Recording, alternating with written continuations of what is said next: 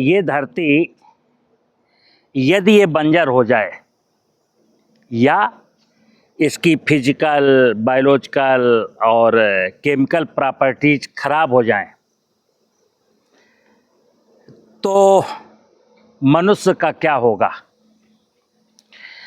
मित्र, ये बात मैं इसलिए कर रहा हूं कि देश के बहुत से किसान अक्सर हमको एक प्रश्न करते हैं। अभी कल मेरे एक बंगलौर के किसान ने कहा कि सचान साहब, कई सारी चीज़ों से मुक्ति मिल गई, लेकिन नेमेटोड्स की समस्या का समाधान क्या है। कई लोग कहते हैं सचान साहब फर्टिलाइजर की बात ठीक है, जीवामृत डाल दिया, बायोमास बढ़ा लिया, लेकिन खरपतवार की समस्या का समाधान क्या है। तो जितने प्रकार की फसलें हैं उतने प्रकार की बीमारियां हैं, कई प्रकार के इंसेक्ट हैं, और हम खेती की जो समस्याएं हैं उन समस्याओं की जड़ तक ना जा कर के और उनका त्वरित उपाय को चाहते हैं। मित्र, किसान भाइयों, जब आप डर जाते हैं ना तो कुछ लोगों के धंधे बनने लगते हैं। सारी दुनिया का दस्तूर है कि सीधे साधे भोले भाले गरीब को, किसान को, मजदूर को डरा दो।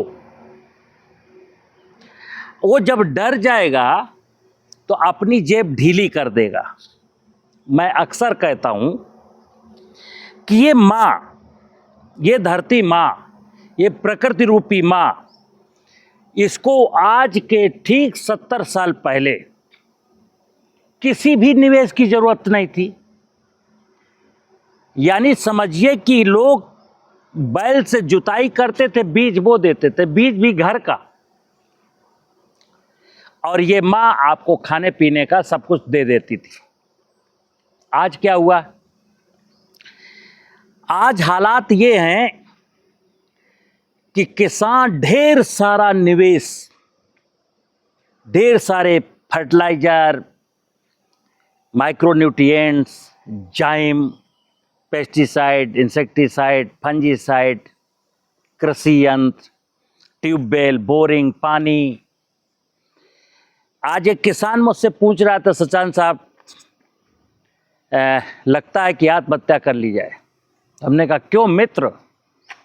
करे खेती कुछ रिस्पॉन्स नहीं दे रही। हमने कहा नहीं मित्र,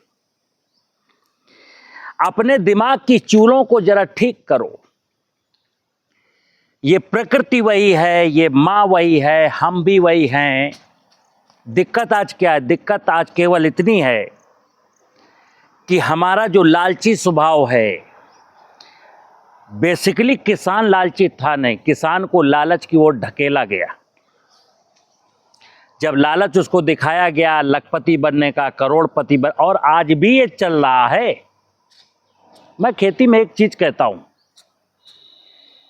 कृषि आध्यात्म का दर्शन का विषय है। खेती कोई बिजनेस नहीं है।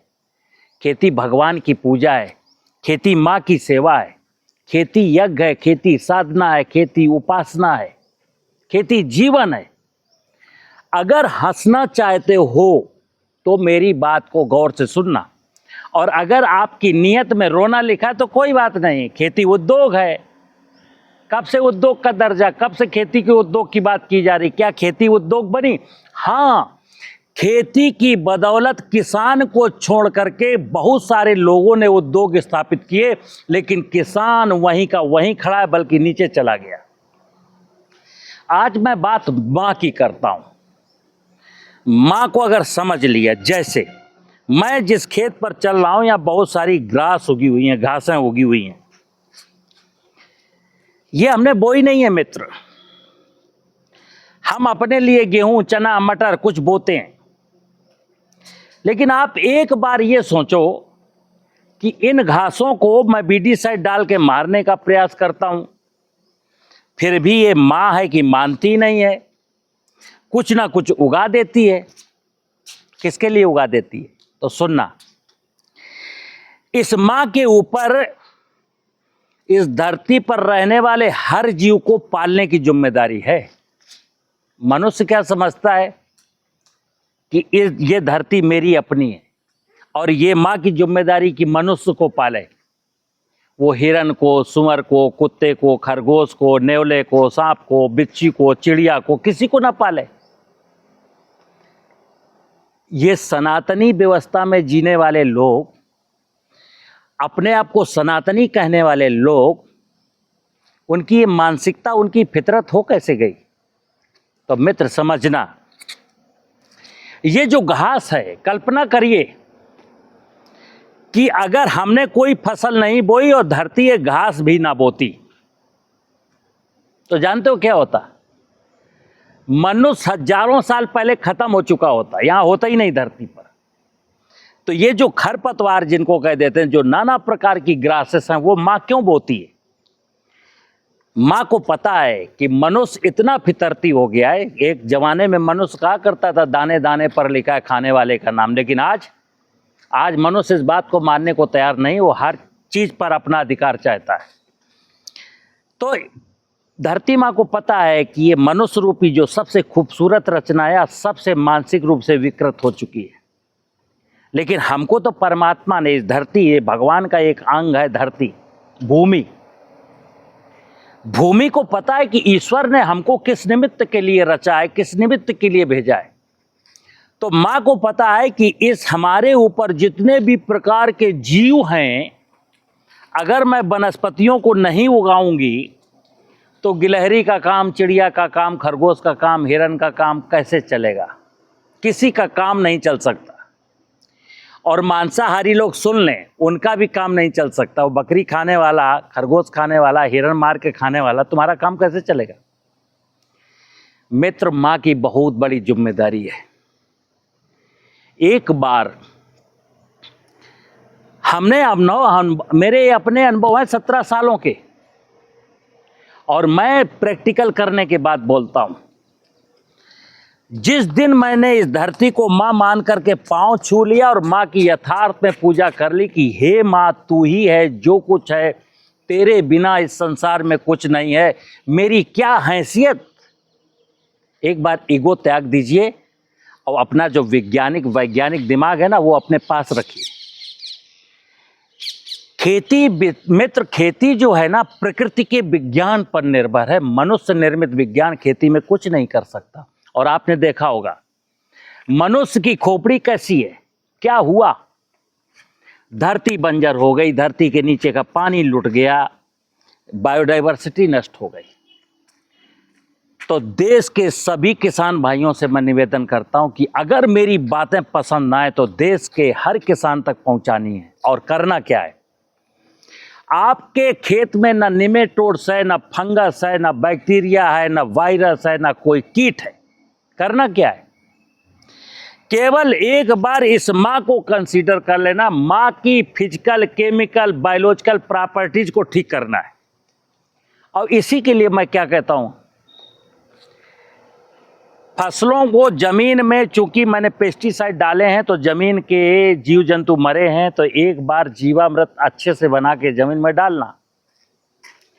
अगर पेस्टिसाइड की मात्रा बहुत ज़्यादा है, मुझे मालूम है इतना पेस्टिसाइड का कंटामिनेशन है कि पहली बार अगर जीवाणु इनाकुलेट करेंगे तो हो सकता है मर जाएं, तो नेक्स्ट दूसरी बार फिर 15 दिन में डालना। जैसे ही मेरी जमीन में जीवाणु यानी बायोलॉजिकल प्रॉपर्टीज ठीक होंगी, मैं दावे के साथ कहता हूं 1 महीना पहले अगर जीवामृत डाल दिया और 1.5 महीना अगर जमीन को मौका मिल गया रेनी सीजन में, अक्टूबर में कोई भी फसल बो लेना। यानी बरसात के सीजन में अगर एक बार जमीन में जीवामृत को सही से डाल दिया है तो अक्टूबर में आप कोई भी फसल बो लेना, ना तो सॉइल बोर्न कोई डिजीज नजर आएगी और ना कोई निमेटोड्स नजर आएगा। सिंपल सी कहानी है। अब रही बात इंसेक्ट की, इंसेक्ट के लिए मैं अक्सर कहता हूं इस प्रकार के पेड़ लगा लेना जैसे मेरे फार्म हाउस पर हैं।